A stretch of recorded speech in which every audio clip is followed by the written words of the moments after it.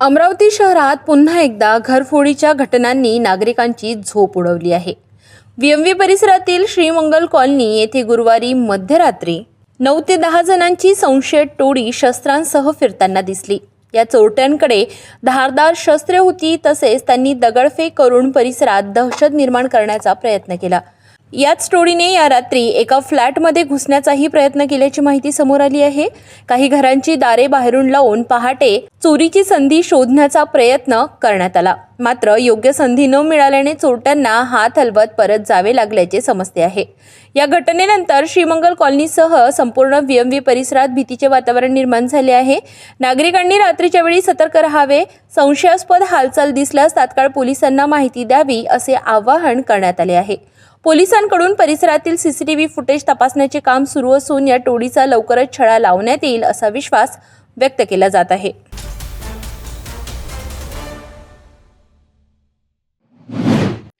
शहरातील girls high school चौकात भीषण अपघाताची घटना घडली असून राज्य परिवहन मंडळाच्या बसने एका कुष्ठरोगी व्यक्तीला धडक दिल्याने खळबळ उडाली आहे। शहरातील गजबजलेल्या गर्ल्स हायस्कूल चौकात शनिवारी दुपारच्या सुमारास हा अपघात घडला। राज्य परिवहन मंडळाच्या धावत्या बसने रस्ता ओलांडणाऱ्या एका कुष्ठरोगी व्यक्तीला जोरदार धडक दिली। त्या धडकेत संबंधित व्यक्ती गंभीर जखमी झाली। अपघात होताच परिसरातील नागरिकांनी तात्काळ घटनास्थळी धाव घेतली आणि जखमी व्यक्तीला रस्त्याच्या कडेला हलवून मदत कार्य सुरू केले। दरम्यान या घटनेची माहिती मिळताच माजी आमदार तथा माजी मंत्री सुनील देशमुख यांनी तात्काळ घटनास्थळी भेट देत परिस्थितीची पाहणी केली। त्यांनी स्वतः पुढाकार घेत जखमी व्यक्तीला तातडीने जिल्हा सामान्य रुग्णालयात हलविण्याची व्यवस्था केली। सध्या जखमी व्यक्तीवर उपचार सुरू असून त्याची प्रकृती चिंताजनक असल्याची माहिती आहे। या अपघातामुळे काही काळ परिसरात वाहतुकीची कोंडी निर्माण झाली होती। पोलिसांनी घटनास्थळी धाव घेत वाहतूक सुरळीत केली असून पुढील तपास सुरू आहे।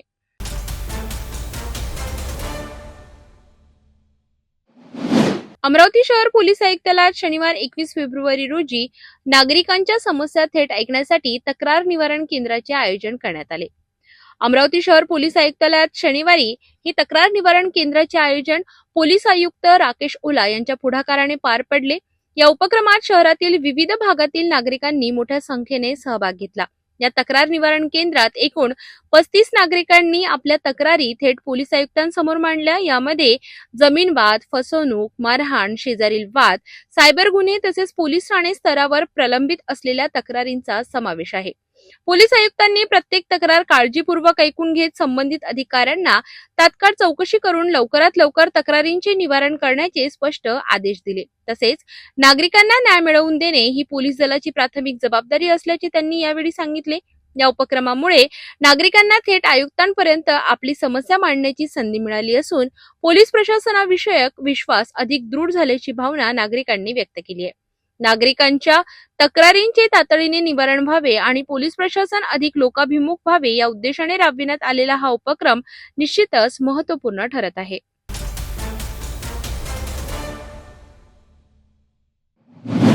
अमरावती शहरातील थकीत कर वसुलीला गती देण्यासाठी महानगरपालिकेने मोठा निर्णय घेतला आहे। अमरावती महानगरपालिका आणि महाराष्ट्र जीवन प्राधिकरण यांच्यात ऐतिहासिक करार झाला असून मालमत्ता कर आणि पाणीपट्टी थकबाकी दरांवर आता संयुक्त कारवाई होणार आहे। अमरावती शहरातील थकीत महसूल वसुलीसाठी अमरावती महानगरपालिका आणि महाराष्ट्र जीवन प्राधिकरण यांच्यात महत्त्वपूर्ण करार करण्यात आला। महानगरपालिका आयुक्त सौम्या शर्मा चांडक आणि मजिप्राच्या अधिकाऱ्यांच्या उपस्थितीत या करारावर अधिकृत शिक्कामोर्तब करण्यात आले। शहरातील मालमत्ता कराची मोठी थकबाकी महानगरपालिकेकडे आहे, तर पाणीपट्टीची ही थकबाकी महाराष्ट्र जीवन प्राधिकरणाकडे प्रलंबित आहे। या थकबाकीच्या प्रभारी वसुलीसाठी दोन्ही संस्थांनी संयुक्त कारवाईचे धोरण निश्चित केले आहे। करारानुसार कोणतीही नागरी सेवा घेण्यासाठी नागरिकांना संबंधित विभागाचे ना हरकत प्रमाणपत्र सादर करणे बंधनकारक राहणार आहे। मालमत्ता कर थकीत असल्यास मजिप्राकडून सेवा दिली जाणार नाही, तर पाणीपट्टी थकबाकीदारांना महानगरपालिकेच्या सेवा रोखल्या जाऊ शकतात।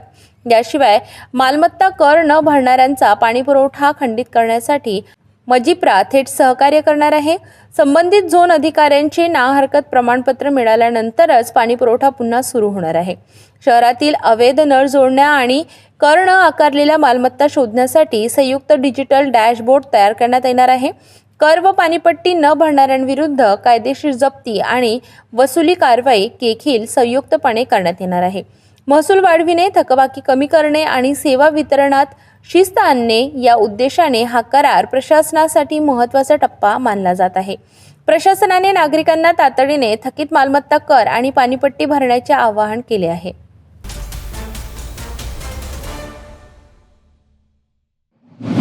अमरावती शहरातील स्वच्छता आणि पायाभूत सुविधांच्या प्रश्नांवर तसेच शहरातील नागरी सुविधा सुधारण्यासाठी महानगरपालिका आयुक्त सौम्या शर्मा चांडक यांनी अंबादेवी रोड, शिलांगण रोड, पन्नालाल नगर आणि देसाई लेआउट या भागांची पाहणी केली. अंबादेवी रोड व शिलांगण रोडवरील प्रलंबित चेंबर दुरुस्तीची कामे तातडीने पूर्ण करण्यासाठी महाराष्ट्र जीवन प्राधिकरण आणि महानगरपालिका यांच्यात समन्वय साधण्याचे निर्देश देण्यात आले.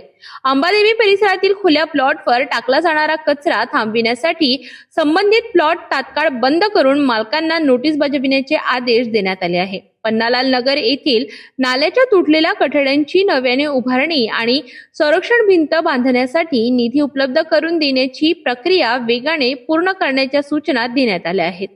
देसाई लेआउट परिसरातील रस्त्यालगत टाकलेले बांधकाम साहित्य तात्काळ हटविण्याचे आदेश देत नाल्याची सर्व स्वच्छता करण्यावर भर देण्यात आला आहे. यावेळी स्थानिक लोकप्रतिनिधी आणि महानगरपालिकेचे अधिकारी मोठ्या संख्येने उपस्थित होते. महानगरपालिकेकडून शहरातील स्वच्छता आणि मूलभूत सुविधा सुधारण्यासाठी अशा क्षेत्रीय पाहण्या सातत्याने सुरू राहणार असल्याचे प्रशासनाने स्पष्ट केले आहे. नागरिकांच्या तक्रारींवर तातडीने कारवाई करत शहराचा चेहरामोहरा बदलण्याचा महानगरपालिकेचा प्रयत्न सुरू आहे. या पाहणीनंतर प्रलंबित कामांना कितपत गती मिळते हे पाहणे आता महत्त्वाचे ठरणार आहे.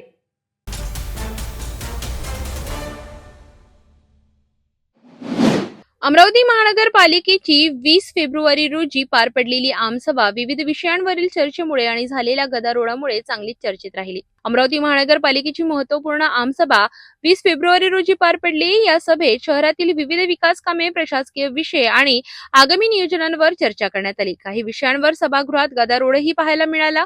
दरम्यान स्वीकृत नगरसेवकांच्या नियुक्तीची घोषणा करण्यात आली.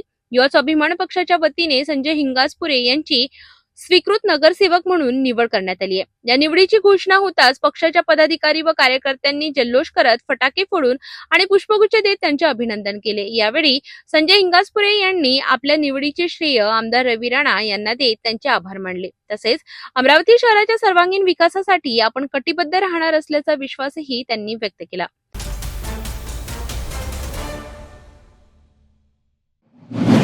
अमरावती महानगरपालिकेच्या पहिल्या आमसभेत भारतीय जनता पक्षाच्या वतीने ज्येष्ठ विधितज्ञ आणि समाजसेवक ॲडव्होकेट प्रशांत विजयराव देशपांडे यांची स्वीकृत नगरसेवक म्हणून नियुक्ती करण्यात आली आहे. तब्बल 3 दशकांपासून अधिक काळ वकिली, सामाजिक, शैक्षणिक, क्रीडा आणि सांस्कृतिक क्षेत्रात उल्लेखनीय कार्य करणाऱ्या देशपांडे यांच्या निवडीमुळे शहरात समाधान व्यक्त होत आहे. अमरावतीच्या सामाजिक आणि राजकीय परंपरेचा समृद्ध वारसा लाभलेल्या ॲडव्होकेट प्रशांत देशपांडे यांचे व्यक्तिमत्व बहुआयामी आहे. 1991 साली विशेष प्रावीण्यासह कायद्याची पदवी मिळाल्यानंतर त्यांनी वकिली व्यवसायाची सुरुवात केली आणि गेल्या 32 वर्षात अमरावती जिल्ह्यात आपली भक्कम ओळख निर्माण केली. त्यांचे वडील स्वर्गीय ॲडव्होकेट विजयराव देशपांडे हे अमरावती महानगरपालिकेचे प्रभारी अध्यक्ष होते आणि क्रीडा, सामाजिक व धार्मिक क्षेत्रात त्यांचे मोठे योगदान होते. तर आई विद्याताई देशपांडे या अमरावती महानगरपालिकेच्या पहिल्या महिला महापौर म्हणून इतिहासात नोंदल्या गेल्या आहेत. महाविद्यालयीन जीवनापासूनच विद्यार्थी राजकारणात सक्रिय असलेल्या प्रशांत देशपांडे यांनी अमरावती विद्यापीठाच्या सिनेट सदस्यपदाचीही जबाबदारी सांभाळली आहे. वकिली व्यवसायात त्यांनी अमरावती जिल्हा वकील संघाचे सलग 2 वेळा अध्यक्षपद भूषवून विक्रम केला आहे. नवीन वकिलांना मार्गदर्शन करून जवळपास बऱ्याच वकिलांना घडविण्याचे काम त्यांनी केले आहे. कोरोना काळात गरजूंना अन्न, औषधे, पोलिसांसाठी निवारा व भोजन व्यवस्था अशा विविध सामाजिक उपक्रमांमध्ये त्यांनी पुढाकार घेतलाय. क्रीडा, सांस्कृतिक, धार्मिक आणि सामाजिक क्षेत्रात सक्रिय सहभागासोबतच ते नाट्य निर्माता, दिग्दर्शक आणि नेपथ्यकार म्हणूनही ओळखले जातात आणि राज्यस्तरीय पुरस्काराने त्यांना सन्मानित सुद्धा करण्यात आलेले आहे. भारतीय जनता पक्षाच्या विधी आघाडीचे प्रदेश उपाध्यक्ष तसेच प्रदेश कार्यकारिणीचे निमंत्रित सदस्य म्हणूनही त्यांनी काम पाहिले आहे. भाजपाच्या विविध निवडणुकांमध्ये त्यांनी सक्रिय प्रचार करून पक्ष संघटन बळकट करण्यासाठी काम केले आहे. 20 फेब्रुवारी रोजी झालेल्या आमसभेत महानगरपालिकेच्या स्वीकृत नगरसेवक म्हणून त्यांची नियुक्ती करण्यात आली। स्वीकृती नगरसेवक पदाची जबाबदारी स्वीकारल्यानंतर शहरातील प्रलंबित प्रश्न सोडविण्यासाठी कटिबद्ध असल्याचे त्यांनी सांगितले। वकिली, समाजकारण आणि आता राजकारणाचा दीर्घ अनुभव असलेले ॲडव्होकेट प्रशांत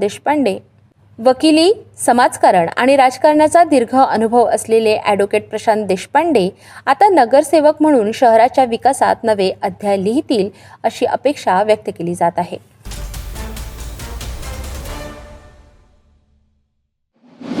अमरावतीमध्ये राज्यस्तरीय खादी महोत्सव 2026 ला उत्साहात सुरुवात झाली आहे।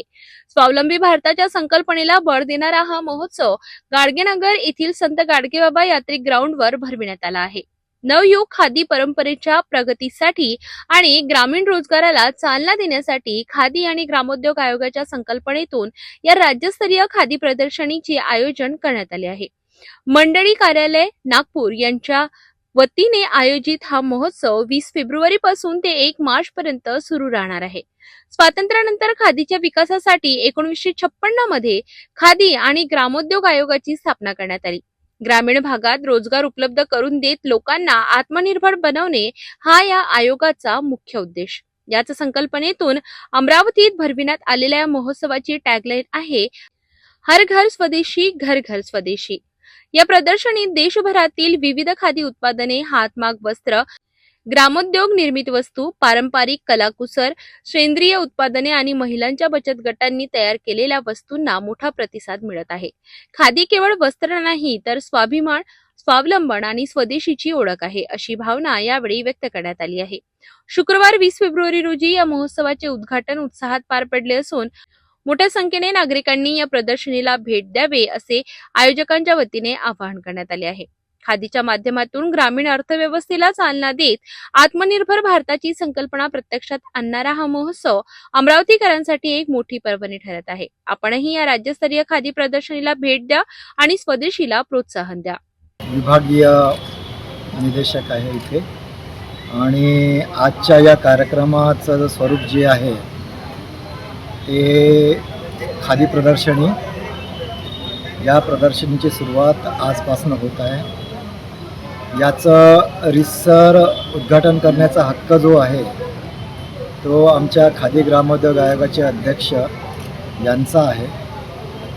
त्यांच्या व्यस्ततेमुळे ते आज इथे आपल्यासमोर आलेले नाही आहेत, पण लवकरच येतील आणि तेव्हा आपण त्याचं रितसर उद्घाटन करूया। पण हे जे रोजगार निर्मितीच्या अनुषंगाने आणि आता आपल्याकडे वेळ कमी असल्याने आपण याची सुरुवात केलेली आहे। तर या प्रदर्शनीमध्ये देशभरातून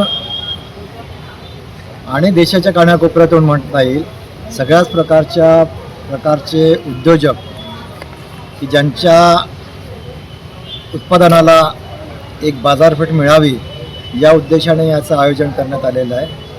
याच्यामध्ये तुम्हाला वेगवेगळ्या प्रकारचे खादीचे वस्त्र मिळतील, तुम्हाला ग्रामोद्योगी उत्पादन मिळतील, तुम्हाला प्रधानमंत्री रोजगार योजनेअंतर्गत जे देशभरामध्ये जे आपण उत्पादन करतो त्या उत्पादनात झालेले त्यांचे उत्पादन मिळतील आणि त्याच्यामुळे यांना एक चांगल्या प्रकारे प्रोत्साहन मिळते।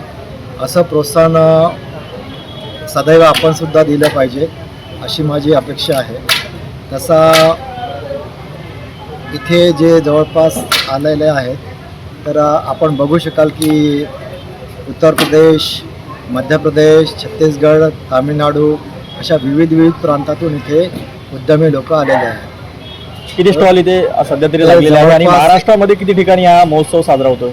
तर महाराष्ट्रामध्ये सध्या हा 2 ठिकाणी होतो आहे, याच्यानंतर मुंबईला होईल आणि इथे 50च्या वर ज्या आपले आहेत ते स्टॉल्स इथे आहेत आणि रितसर यांचं चांगला यांना एक उद्देश आणि सेल मिळावा या हेतूने आपण या अमरावती शहरामध्ये याचं आयोजन केलेलं आहे आणि एक चांगली याच्यामध्ये सुरुवात केलेली आहे आपण, म्हणजे मीडियाच्या सोबतीने म्हणा आणि आमच्या ज्या अधिकाऱ्यांच्या आणि यांच्या मेहनतीने आपण एक चांगली सुरुवात केलेली आहे. सुरुवातीपासून मीडियाने याच्यामध्ये पण आम्हाला एक सहकार्य दिलेलं आहे. असंच सहकार्य मीडियाने शेवटपर्यंत खादी ग्रामोद्योग आयोगाला देत राहावं, जेणेकरून की आमचा जो उद्देश आहे की कमी शिकलेल्या माणसाला सुद्धा रोजगार मिळावा आणि त्याच्या उत्पादनाला भाव मिळाला, हा उद्देश पूर्ण होऊ शकला पाहिजे. एवढंच आजच्या याच्याने मी तुम्हाला सांगू इच्छितो. अमरावती शहरामध्ये हा महोत्सव अमरावती मधील किती नागरिकांनी यामध्ये सहभाग घेतला आहे? या नागरिकांनी आजची सुरुवात आहे. मला वाटतं इथे बऱ्याच आपल्याला उद्यापासून बघायला मिळेल किंवा आजपासून ज्याची आपण ज्याप्रमाणे मीडियाला आणि टी व्ही दूरदर्शन मीडियाला यांना सगळ्यांना जेव्हा आपण इथे सपोर्ट घेऊन कार्य करतो आहे, याची पब्लिसिटी प्रचार प्रसार करतो, त्या उद्देशाने असं मला वाटते की आपल्याला इथे फार चांगला प्रतिसाद मिळेल आणि प्रत्येक दिवशी याचा प्रचार आणि याची जी विक्री आहे ती वाढतच राहील.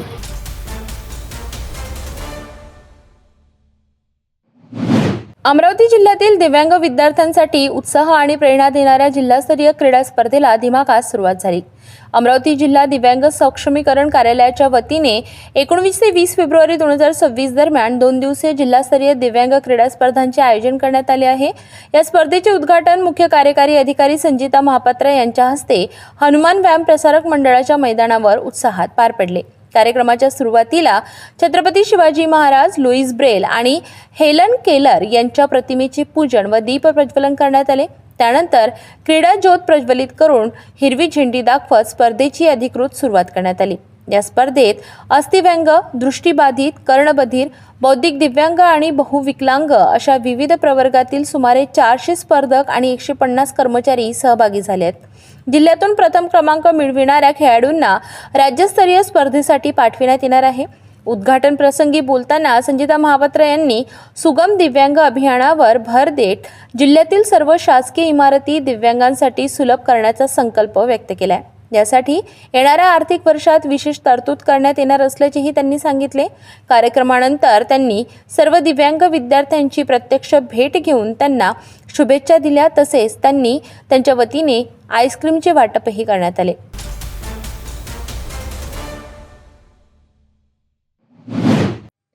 संत गाडगेबाबा अमरावती विद्यापीठाचा 42वा दीक्षांत समारंभ येत्या 23 फेब्रुवारी 2026 रोजी भव्य स्वरूपात संपन्न होणार आहे. या समारंभासाठी देशाचे माजी लष्कर प्रमुख जनरल मनोज पांडे यांची विशेष उपस्थिती राहणार आहे. गुणवत्ता विद्यार्थ्यांना तब्बल 168 पारितोषिकांचे वितरण या कार्यक्रमात करण्यात येणार आहे. संत गाडगेबाबा अमरावती विद्यापीठाचा 42वा दीक्षांत समारंभाचे अध्यक्षस्थान विद्यापीठाचे कुलगुरू डॉक्टर मिलिंद बाराहाते भूषविणार आहेत. यावेळी निवृत्त माजी भारतीय लष्कर प्रमुख जनरल मनोज पांडे हे प्रमुख अतिथी म्हणून उपस्थित राहून दीक्षांत भाषण करणार आहेत. तसेच डॉक्टर महेंद्र ढोरे यांच्यासह व्यवस्थापन परिषदेचे सर्व सन्माननीय सदस्य आणि विविध विद्याशाखांचे अधिष्ठाता कार्यक्रमाला उपस्थित राहणार आहेत.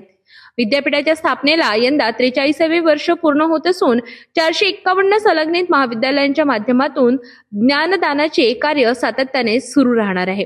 यापैकी 8 महाविद्यालयांना स्वायत्त दर्जा मिळालेला आहे. बदललेले परीक्षांचे स्वरूप, सेमिस्टर पद्धती आणि वेळेवर लागणारे निकाल यामुळे विद्यापीठाच्या कार्यक्षमतेत मोठी वाढ झाल्याचे चित्र आहे. या दीक्षांत समारंभात विविध परीक्षांमध्ये प्रावीण्य मिळविणाऱ्या विद्यार्थ्यांना 122 सुवर्ण पदके, 22 रौप्य पदके, 24 रोख पारितोषिके असे एकूण 168 पुरस्कार प्रदान केले जाणार आहे. गुणवंत विद्यार्थ्यांमध्ये मुलींचे वर्चस्व स्पष्ट दिसून येत आहे. 85 पदक विजेत्यांपैकी 67 मुली आणि 18 मुले असा समावेश असून जवळपास 80% पदके मुलींनी पटकाविली आहेत. नेहरू कला, वाणिज्य व विज्ञान महाविद्यालय नेर येथील निकिता किशोर पुसने हिने सर्वाधिक 6 सुवर्ण पदके आणि 1 रोख पारितोषिक मिळवत अव्वल स्थान पटकाविले आहे. तसेच वाशिम येथील पल्लवी बाळकृष्ण राठोड हिला 5 सुवर्ण आणि 1 रौप्य पदक, तर शेगाव येथील तेजस्विनी विठ्ठल भगत आणि अमरावती येथील साई ईश्वरी इंदुरकर यांनाही सुवर्ण पदकांनी गौरवण्यात येणार आहे. काही पदकांसाठी पात्र विद्यार्थी न मिळाल्याची माहिती कुलगुरूंनी पत्रकार परिषदेत दिली. गुणवंत विद्यार्थ्यांच्या कर्तृत्वाचा सन्मान आणि देशाच्या माजी लष्कर प्रमुखांच्या उपस्थितीमुळे संत गाडगेबाबा अमरावती विद्यापीठाचा 42वा दीक्षांत समारंभ यंदा विशेष ठरणार आहे. नमस्कार. संत गाडगेबाबा अमरावती विद्यापीठाचा 42वा दीक्षांत समारंभ 23 फेब्रुवारी 2000 रोजी सकाळी 10 वाजता विद्यापीठाच्या प्रांगणात आयोजित केलेला आहे. या दीक्षांत समारंभाकरता प्रमुख पाहुणे म्हणून आपल्या भारतीय सेनेचे माजी प्रमुख जनरल मनोज पांडे हे स्वतः उपस्थित राहणार असून ते दीक्षांत भाषण करणार आहेत. या समारंभाकरता आपल्या 5ही जिल्ह्यातील सर्व महाविद्यालयातील विद्यार्थी त्यांना पदके आणि पारितोषिके प्राप्त झालेली आहेत ते उपस्थित राहतील आणि सन्माननीय पाहुण्यांच्या हस्ते त्यांना पदके आणि पारितोषिके हे प्रदान केली जातील. या दीक्षांत समारंभाच्या निमित्ताने सर्व पदके प्राप्त पारितोषिक प्राप्त विद्यार्थ्यांना मनापासून शुभेच्छा देतो आणि त्यांची भविष्यातील वाटचाल अशीच सुवर्णमयी राहो अशा शुभेच्छा देतो. धन्यवाद.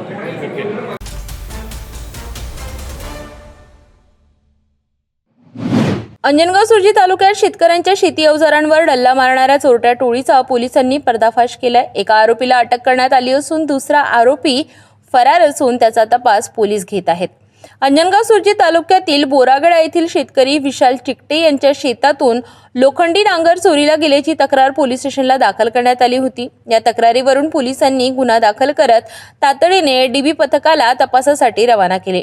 तांत्रिक आणि कौशल्यपूर्ण तपास करत पोलिसांनी जवळा बुजुर्ग येथील प्रशांत विनोद इंगोले वय वर्ष 26 या आरोपीला अटक केली. चौकशी दरम्यान त्याने साथीदार धीरज गिरी याच्या मदतीने नांगर चोरी केल्याची कबुली दिली. पोलिसांनी आरोपीकडून एकूण 4,50,000 रुपयांचा मुद्देमाल जप्त केलाय. ही कार्यवाही पोलीस अधीक्षक विशाल आनंद यांच्या मार्गदर्शनाखाली करण्यात आली.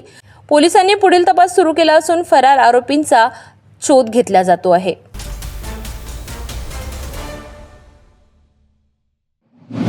मेळघाटातील आदिवासी शेतकऱ्यांच्या आर्थिक सक्षमीकरणासाठी एक महत्त्वपूर्ण आणि प्रेरणादायी उपक्रम राबविण्यात आलाय. श्री पंचकृष्ण गोरक्षण सेवा चॅरिटेबल ट्रस्टच्या वतीने तब्बल 11 बैलजोड्यांचे वितरण करून पारंपरिक शेतीला नवी उभारी देण्याचा प्रयत्न करण्यात आला आहे. 20 फेब्रुवारी रोजी मेळघाट परिसरात हा सामाजिक बांधिलकी जपणारा उपक्रम पार पडला. श्री पंचकृष्ण गोरक्षण सेवा चॅरिटेबल ट्रस्ट चिचखेड यांच्या पुढाकारातून आदिवासी शेतकरी बांधवांना 11 बैलजोड्या वितरित करण्यात आला.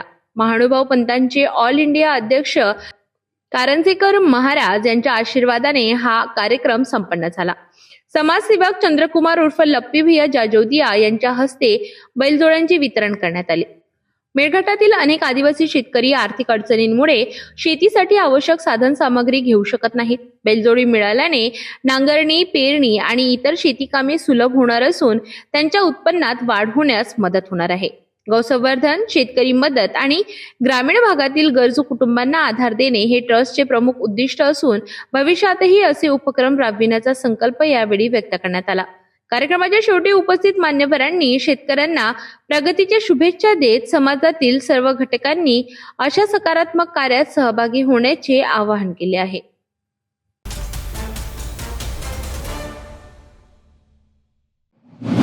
मोर्शी येथील शेतकरी तसेच शहरातील नागरिकांच्या मालमत्ता व जमीन नोंदी संदर्भातील समस्यांचे तत्काळ निराकरण व्हावे यासाठी उपअधीक्षक भूमी अभिलेख कार्यालयामार्फत जनता दरबाराचे आयोजन करण्यात आले. महसूल मंत्री यांच्या आदेशानुसार पार पडलेल्या या जनता दरबाराला मोठ्या प्रमाणात नागरिकांची उपस्थिती लाभली. मोर्शी येथे उप अधीक्षक भूमी अभिलेख कार्यालयाच्या वतीने जनता दरबाराचे आयोजन करण्यात आले, ज्याला शेतकऱ्यांचा सातबारा, फेरफार, नकाशे, मोजणी तसेच शहरातील नागरिकांच्या मालमत्तेशी संबंधित विविध प्रलंबित प्रश्नांवर थेट अधिकाऱ्यांसमोर सुनावणी घेण्यात आली. या कार्यक्रमाला जिल्हा अधीक्षक भूमी अभिलेख अमरावतीचे महेश कुमार शिंदे यांची प्रमुख उपस्थिती लाभली. तसेच उप अधीक्षक भूमी अभिलेख मोर्शी अविनाश दशरथकर यांनी नागरिकांच्या तक्रारी ऐकून संबंधित अधिकाऱ्यांना तात्काळ कार्यवाहीचे निर्देश दिले. महसूल मंत्री बावनकुळे यांच्या आदेशान्वये हा जनता दरबार आयोजित करण्यात आला होता. नागरिकांच्या शासकीय कार्यालयात वारंवार फेऱ्या माराव्या लागू नयेत आणि त्यांच्या समस्या एकाच ठिकाणी मार्गी लागाव्यात, हा या उपक्रमामागील मुख्य उद्देश होता. तर याच्यामध्ये महाराष्ट्र शासनाचं धोरणच आहे की सर्वसामान्य नागरिकांपर्यंत शासनाच्या ज्या सर्व सेवा आहेत त्या पोहोचल्या पाहिजेत. सर्वसामान्य नागरिकांची, सर्वसामान्य मिळकतधारकांची, शेतकऱ्यांची कामं त्यांच्या तालुक्याच्या लेवलला झालेली असली पाहिजेत आणि त्यासाठी शासनाने गतिमान प्रशासनाचं धोरण अवलंबलेलं आहे. आपल्या राज्याचे मुख्यमंत्री महोदय फडणवीस सर, त्याशिवाय आपल्या राज्याचे महसूल मंत्री महोदय बावनकुळे सर, ते आपले पालकमंत्री पण जिल्ह्याचे आहेत. तर यांच्या संकल्पनेतून आपण प्रत्येक तालुक्यामध्ये जाऊन जनता दरबार आयोजित करावेत. जनतेच्या समस्या काय आहेत गुन्हे अभिलेख विभागाबद्दल किंवा त्यांच्या मिळकतीबद्दल, त्या समस्यांचं निराकरण करावं आणि त्याच्यातून त्यांची कामं योग्य पद्धतीने मार्गी लागावीत, हा त्याच्या मागचा मुख्य उद्देश आहे.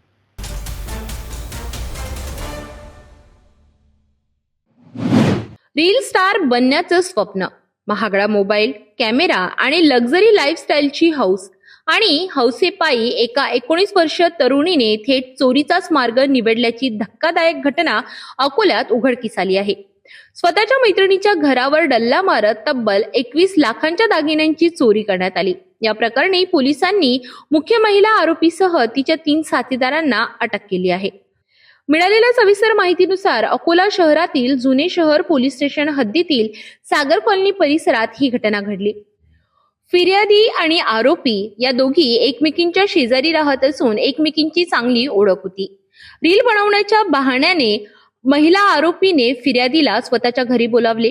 काही काम असल्याचे सांगून ती बाहेर पडली आणि फिर्यादीला आपल्या घरी गुंतवून ठेवले. त्याच संधीचा फायदा घेत महिला आरोपीने फिर्यादीच्या घरात प्रवेश करत कपाटातून सोन्याचे दागिने आणि रोख रक्कम असा एकूण मुद्देमाल लंपास केला. या चोरीमध्ये 52 ग्रॅम सोन्याचे नेकलेस, 40 ग्रॅम मोठे 2 नेकलेस, 12 ग्रॅमची सोन्याची चेन व लॉकेट, 15 ग्रॅमच्या 3 अंगठ्या, 20 ग्रॅमचे 2 पोत, 3 ग्रॅमचे ब्रेसलेट, 18 ग्रॅमचा लहान नेकलेस आणि 90,000 रुपयांची रोख रक्कम असा ऐवज चोरला गेलाय.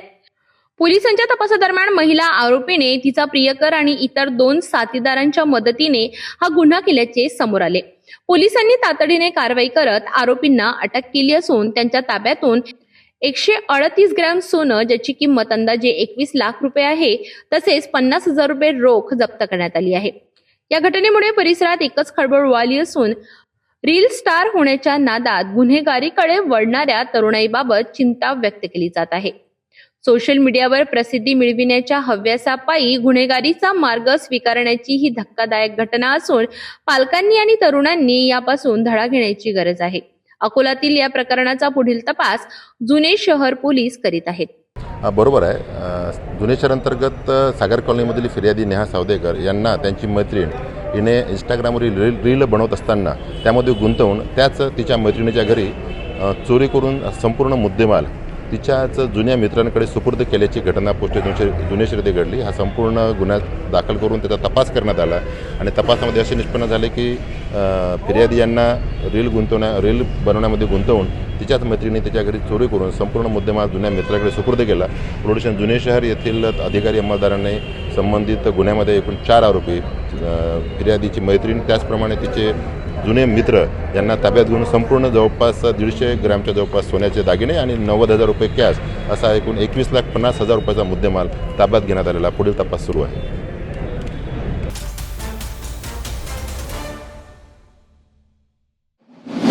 यवतमाळ जिल्ह्यात महाराष्ट्र एटीएसने केलेल्या सर्च ऑपरेशन नंतर शनिवार 21 फेब्रुवारी रोजी पत्रकार परिषदेत मोठा गोंधळ उडाल्याचे समोर आले. एटीएसच्या कार्यपद्धतीवर प्रश्नचिन्ह उपस्थित करणाऱ्या मुस्लिम कुल जमातीच्या समन्वयकांना पत्रकारांच्या प्रश्नांना समाधानकारक उत्तर न देता आल्याने पत्रकार परिषद अर्धवट सोडून जावे लागले. सविस्तर माहितीनुसार पुसद परिसरात 15 फेब्रुवारी रोजी महाराष्ट्र एटीएसने मोठी कारवाई करत एकाच वेळी 14 पथकांच्या माध्यमातून संशयित तरुणांच्या घरांवर मध्यरात्री सर्च ऑपरेशन राबविले होते. या कार्यवाहीत वसंतनगर आणि पार्वतीनगर परिसरातील 14 घरांची कसून झाडाझडती घेण्यात आली. मोबाईल, लॅपटॉपसह विविध इलेक्ट्रॉनिक उपकरणे आणि काही महत्त्वाची कागदपत्रे जप्त करण्यात आली. या पार्श्वभूमीवर महाराष्ट्र मुस्लिम कुल जमातीच्या वतीने शनिवार 21 फेब्रुवारी रोजी यवतमाळ येथील शासकीय विश्रामगृहात पत्रकार परिषद आयोजित करण्यात आली होती. संघटनेचे राज्य समन्वयक नासिर खातीब यांनी एटीएसच्या रात्री करण्यात आलेल्या कारवाईच्या पद्धतीवर आक्षेप घेतला. तसेच तपास पूर्ण होण्यापूर्वी प्रसारमाध्यमांनी एकतर्फी वार्तांकन करू नये, प्रभावित कुटुंबियांच्या गोपनीयतेचा व मानसिक स्थितीचा विचार करावा अशी मागणी त्यांनी केली. मात्र पत्रकारांनी दोषी हा शब्द नेमका कोणत्या माध्यमांनी वापरला असा थेट प्रश्न विचारताच आयोजकांकडून स्पष्ट उत्तर देण्यात आले नाही. उडवाउडवीची उत्तरे दिल्यानंतर संबंधितांनी पत्रकार परिषद अर्धवट सोडली. त्यामुळे काही काळ सभागृहात गोंधळाचे वातावरण निर्माण झाले. या पत्रकार परिषदेला इम्तियाज अहमद खान, सय्यद इस्तियाक, AIMIMचे शहर प्रमुख सय्यद सिद्दीकोद्दीन, सय्यद शहीर खान, अहमद खान यांची उपस्थिती होती. ATSच्या कारवाईनंतर घेतलेल्या पत्रकार परिषदेत वाद निर्माण झाल्याने या प्रकरणाला नवे वळण मिळाले आहे. या संपूर्ण घडामोडींकडे आता यवतमाळसह राज्याचे लक्ष लागले आहे.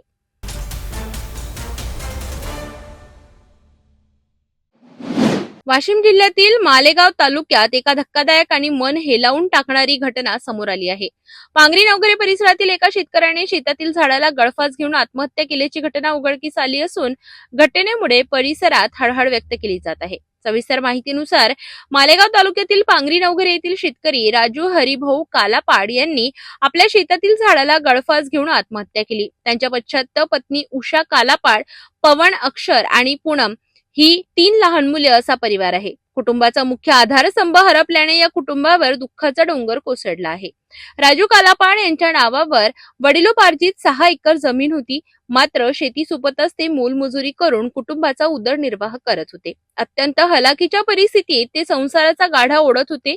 त्यांच्या आत्महत्येमागील नेमके कारण अद्याप स्पष्ट झाले नसून या घटनेचा पुढील तपास मालेगाव पोलीस करत आहेत. या घटनेमुळे पांगरी नवघरे परिसरात शोककळा पसरली असून हळहळ व्यक्त केली जात आहे. शासनाने व संबंधित विभागाने या कुटुंबाला तात्काळ मदत करावी अशी मागणी ग्रामस्थांकडून करण्यात येत आहे. 21/2/2026 आज रोजी सकाळी 6 वाजता दरम्यान पांगरी नवघरे या गावातील एका इसमाने कॉल केला की राजू कालापाड नावाचा शेतकरी आहे, अल्पभूधारक शेतकरी, यांनी स्वतः शेतामध्ये निंबाच्या झाडाला गळफास घेऊन आत्महत्या केली आहे. अशा माहितीवरून आम्ही स्टाफ पाठवून इन्क्वेस्ट, PM हे सर्व प्राथमिक चौकशी करून मार्ग दाखल केला. यामध्ये अशी माहिती आहे की आज सदर शेतकऱ्याच्या मुलीचं कपड्याचा कार्यक्रम होता. आत्महत्या का केली, कशामुळे केली यासंबंधी सखोल चौकशी आम्ही करत आहोत.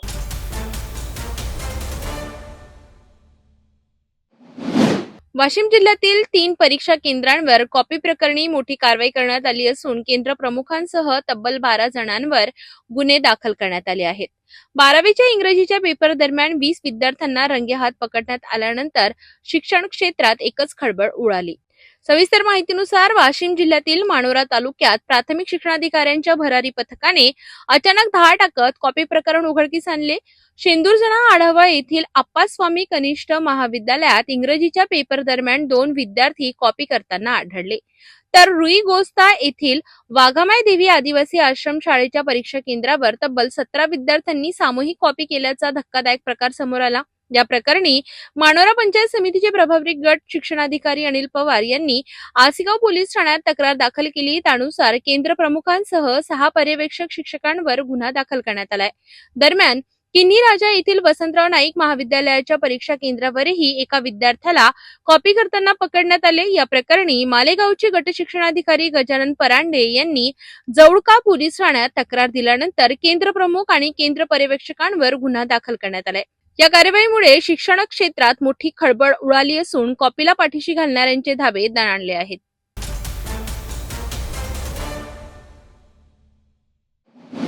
वाशिम जिल्ह्यातील मानोरा शहरात अवैध धंद्यांनी पुन्हा डोकेवर काढले आहे. पोलीस स्टेशनच्या हाकेच्या अंतरावरच वरली मटका खुलेआम सुरू असल्याचा आरोप नागरिकांकडून केला जातोय. मानोरा पोलीस स्टेशन हद्दीत सध्या अवैध धंदे, अवैध व्यवसाय खुलेआम सुरू असल्याचे धक्कादायक चित्र समोर येत आहे. पोलीस प्रशासनाच्या नाकावर टिच्चून वरली मटक्यांची दुकाने सुरू असल्याने सामान्य नागरिकांमध्ये तीव्र नाराजी व्यक्त होत आहे. पोलीस स्टेशन पासून अगदी कमी अंतरावर मटका सुरू असल्याने पोलिसांनी याकडे दुर्लक्ष केले आहे का, असा प्रश्न नागरिक उपस्थित करीत आहेत. या अवैध धंद्यांमुळे परिसरातील अल्पवयीन मुलं या जुगाराच्या विळख्यात अडकत असल्याची भीती पालक वर्गातून व्यक्त होत आहे. ठिकठिकाणी मटक्याच्या चिठ्ठ्या दिसत असल्याने मानोरा पोलिसांची प्रतिमा मलिन होण्याची शक्यता आहे. वाशिम जिल्ह्याचे पोलीस अधीक्षक यांनी अवैध धंदे बंद करण्याचे आदेश दिले असतानाही मानोरा हद्दीत हे प्रकार सुरूच असल्याचे आश्चर्य व्यक्त होत आहे. त्यामुळे पोलीस अधीक्षकांनी स्वतः लक्ष घालून कारवाई करावी अशी मागणी नागरिक करीत आहेत. दरम्यान शहरातील वाहतूक पोलिसांच्या मनमानी कारभाराविरोधातही वाहन चालकांमध्ये संताप आहे. रोडच्या बाजूला वाहने उभे करून सामान भरत असतानाही नो पार्किंगच्या नावाखाली दंड आकारला जात असल्याचा आरोप आहे. ज्या ठिकाणी नो पार्किंगचे फलक नाहीत तिथेही दंड वसूल केला जात असल्याचे वाहन चालक सांगत आहेत. काही पांढऱ्या वर्दीतील कर्मचाऱ्यांची असभ्य वागणूक नागरिकांना सहन करावी लागत असल्याचा आरोपही केला जातोय. या संपूर्ण प्रकाराकडे वरिष्ठ अधिकाऱ्यांनी गांभीर्याने लक्ष देऊन चौकशी करावी आणि नागरिकांना दिलासा द्यावा अशी मागणी जोर धरत आहे.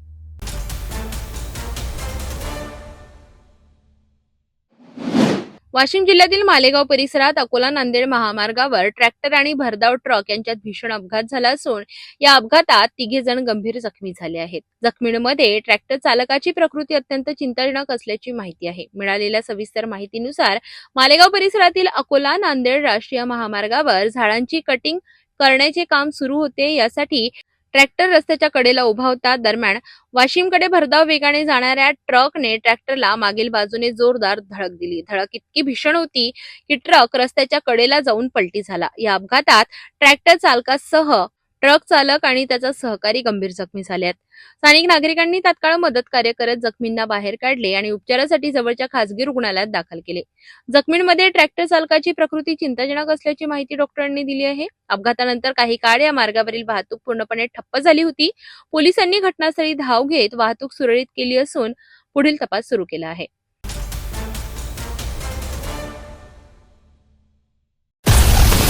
हर खबर पर पैनी नजर, हर मुद्दे पर सटीक वार, यही है सिटी न्यूज की पहचान। जहाँ सच्चाई की आवाज दबाई जाती है वहाँ सिटी न्यूज उठाता है सवाल। हर स्क्रीन पर, हर प्लेटफॉर्म पर हमारी मौजूदगी बोलती है। सिटी न्यूज हमेशा सच के साथ।